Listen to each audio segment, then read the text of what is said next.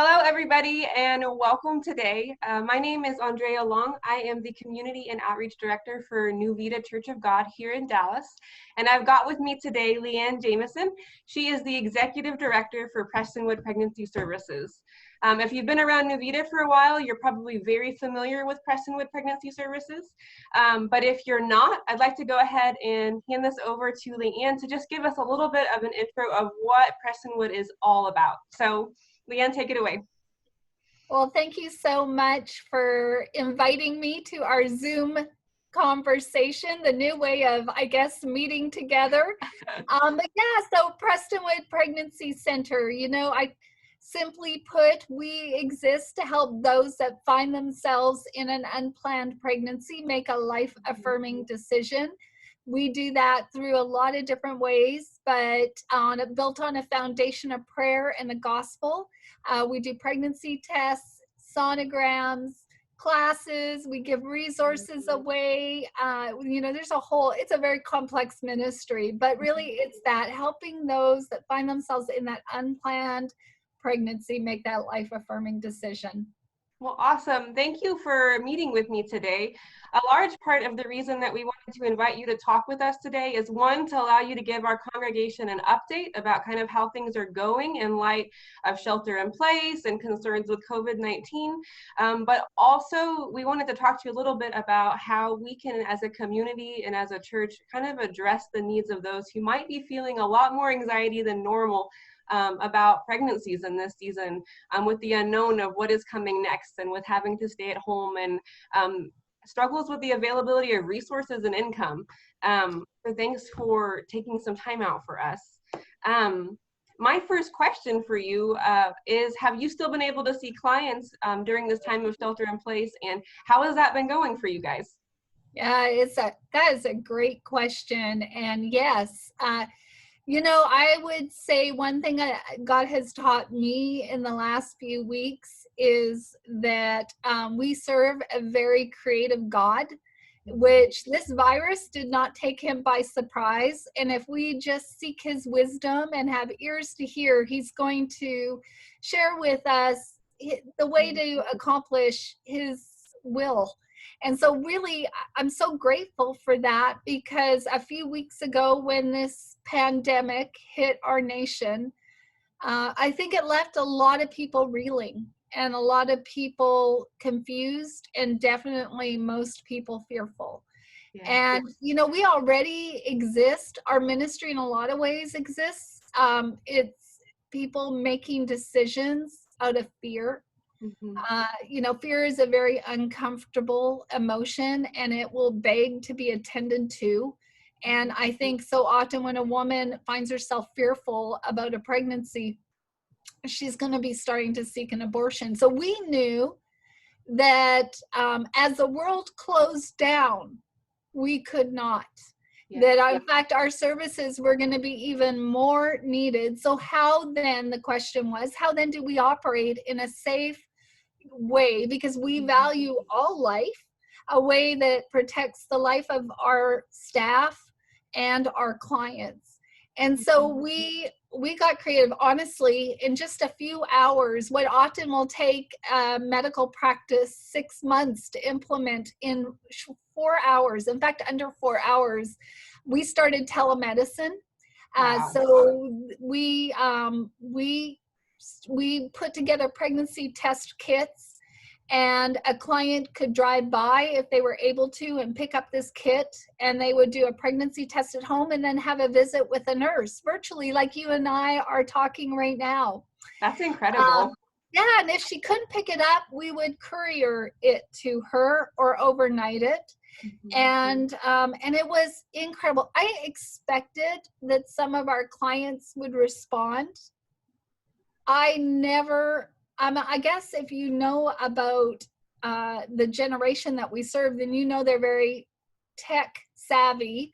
Absolutely. And it's their method of communication.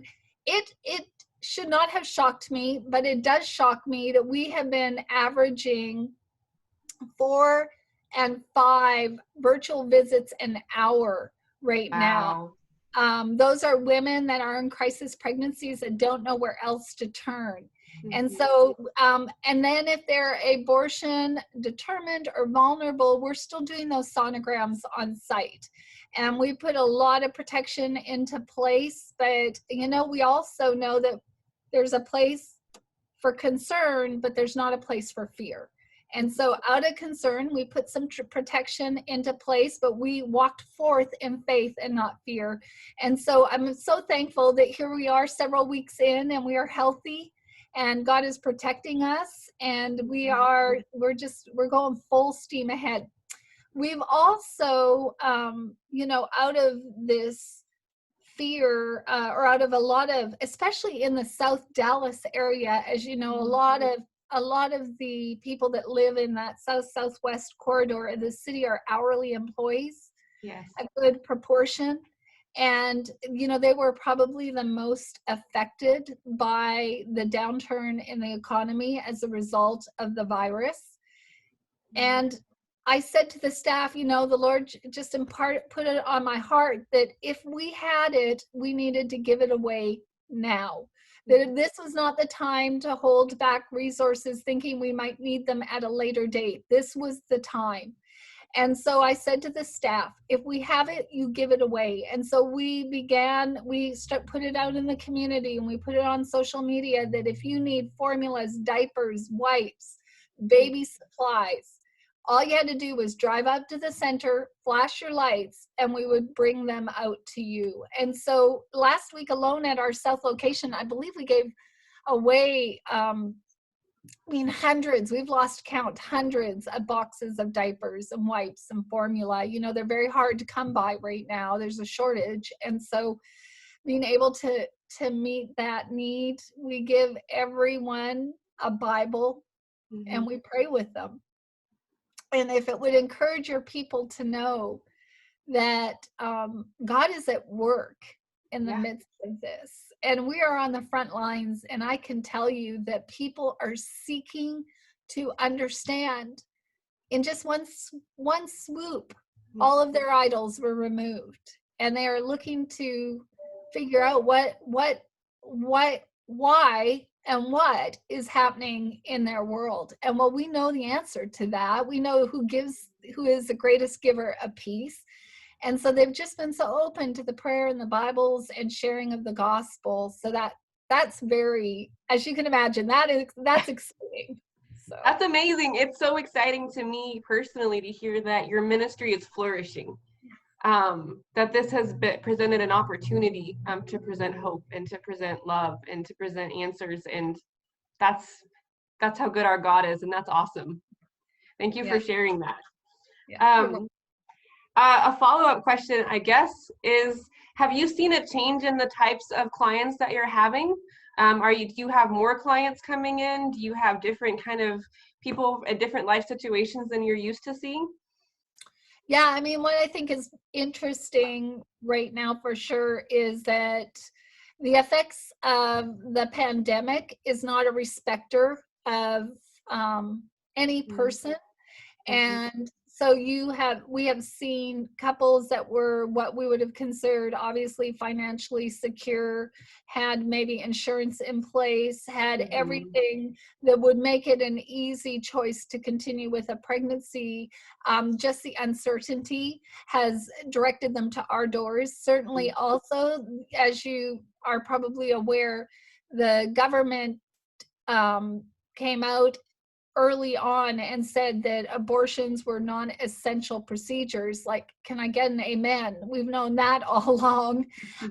But as a result of that, a lot of the abortion facilities closed their doors for a period of time. Now there's been an open and closing, and I won't get into all of that has happened over the last few weeks, but it has meant that we are the ones that are the most accessible, which has always been our goal, is to be the most accessible, the easiest to get to, open the longest, just the ones that we become the community partner in crisis. Sure.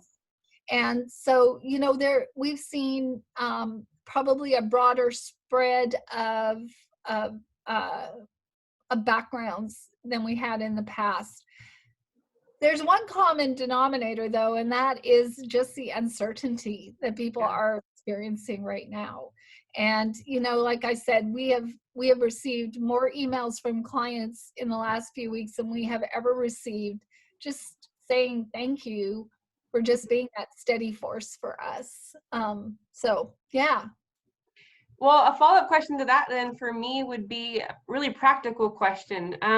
For those of us who may have friends and people in our spheres of influence that are feeling that uncertainty, that may be in crisis pregnancy situations, in your experience, what would be the best way to respond compassionately and be an encourager in a time like this to those that we may encounter?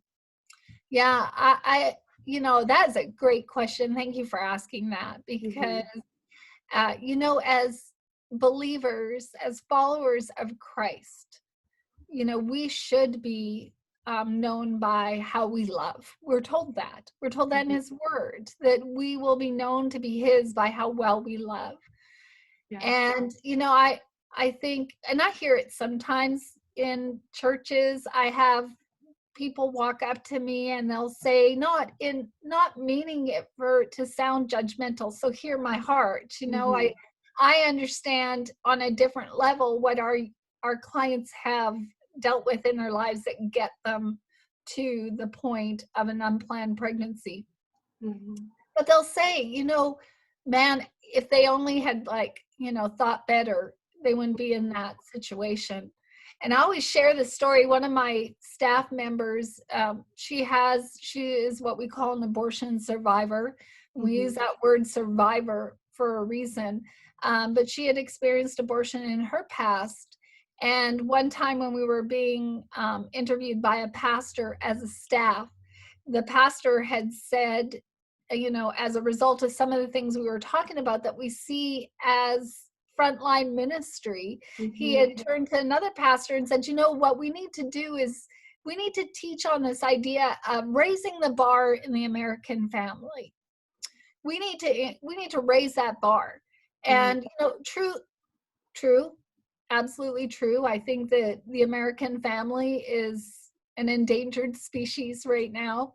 Mhm. But this particular staff member looked at the pastor and with total respect said, Pastor, in my family, there was no bar.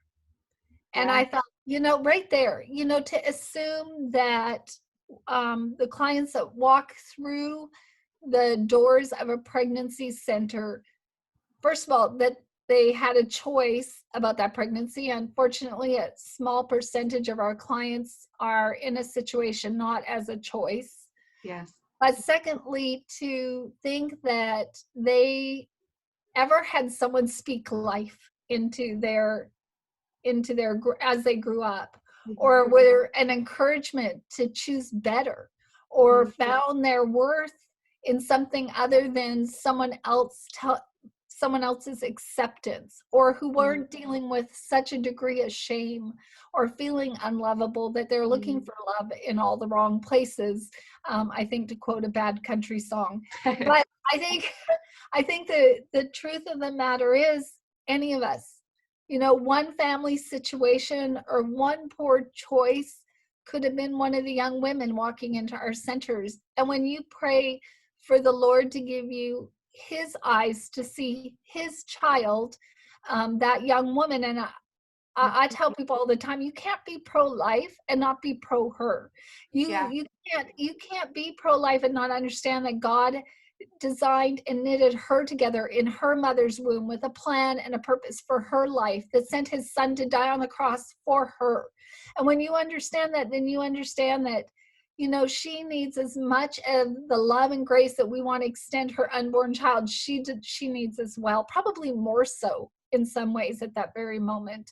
So just to say to a Mhm. young woman who finds herself in a crisis pregnancy, to just take a deep breath, because I think so often we're reacting to our situation. And I always tell the young women I meet with, take a deep breath. Mhm. You have time to make a decision.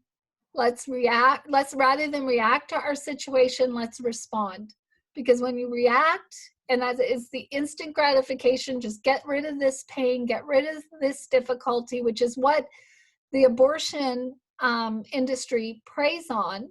If we can get her past that, to take a deep breath, let's look at your situation. Let's look at how we can give you a support system. Let's look at adoption. Let's look at parenting. Let's look at who's in your life that will walk alongside of you. Let's look at your dreams and your hopes for the future. And let's see how we can align a child into that. Because a child isn't the end of your life. Sometimes the child is the very beginning of your life.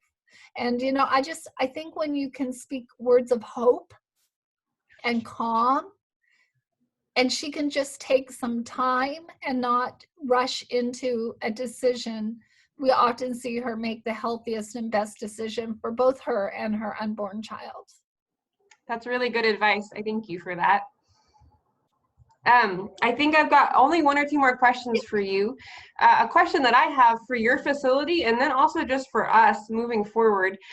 For your organization, do you foresee the need for any ongoing changes or things like that, knowing that we've been talking about in our church staff that there's likely to be a baby boom here in the next 9 months?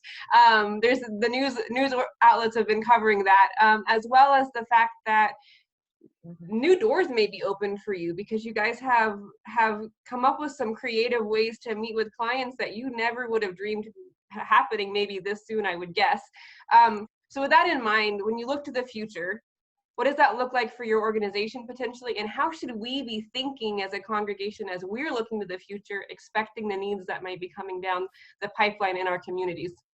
Yeah, again, great question. I'm going to answer that in two parts. One is crisis has led to innovation here at this center.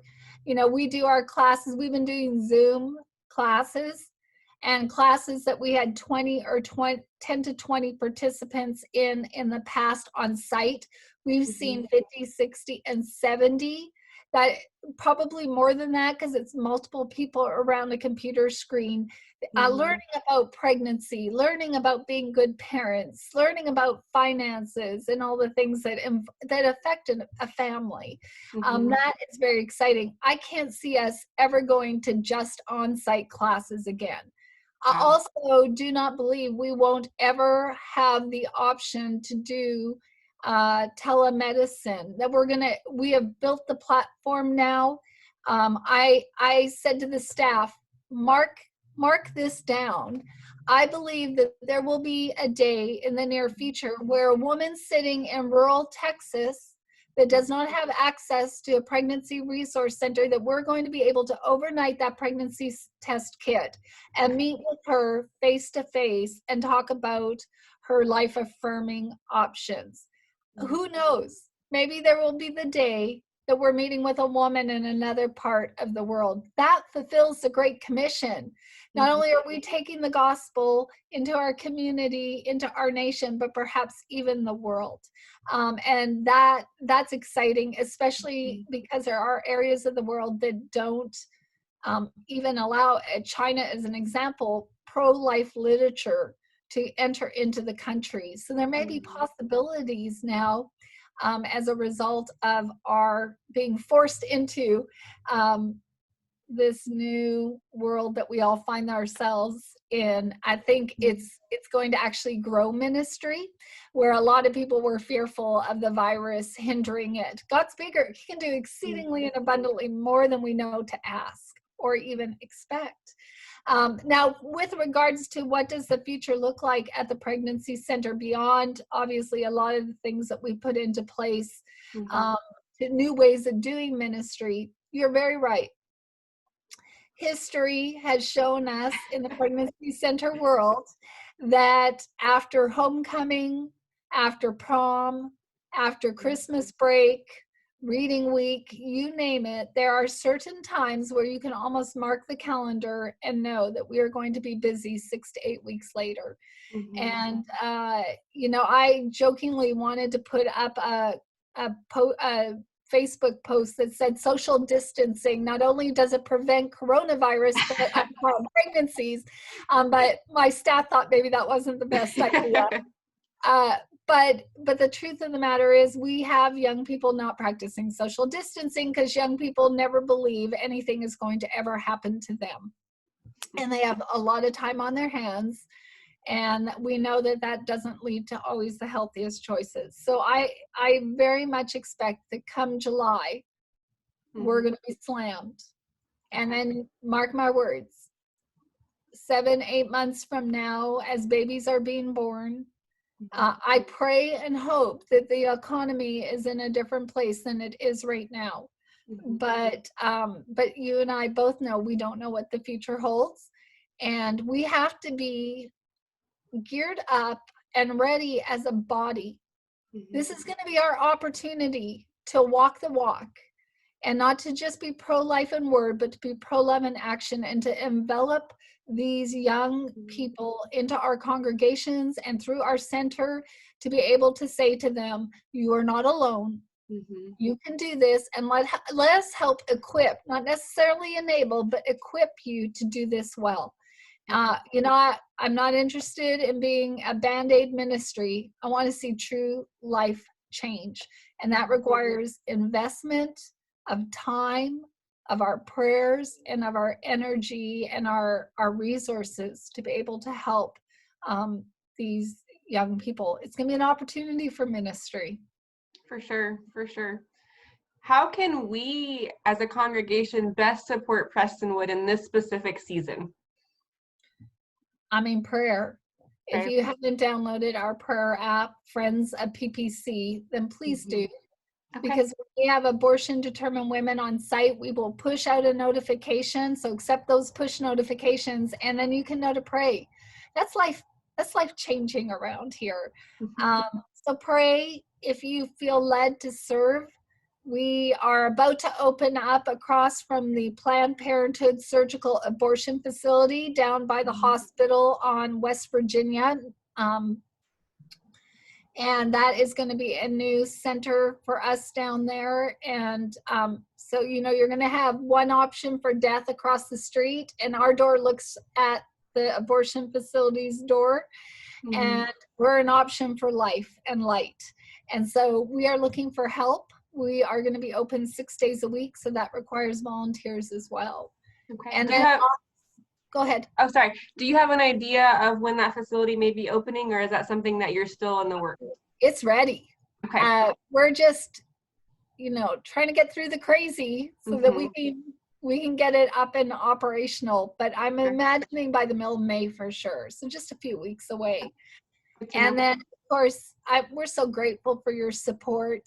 You guys are awesome, and just no idea how much just even being able to spend some time with you, what it means.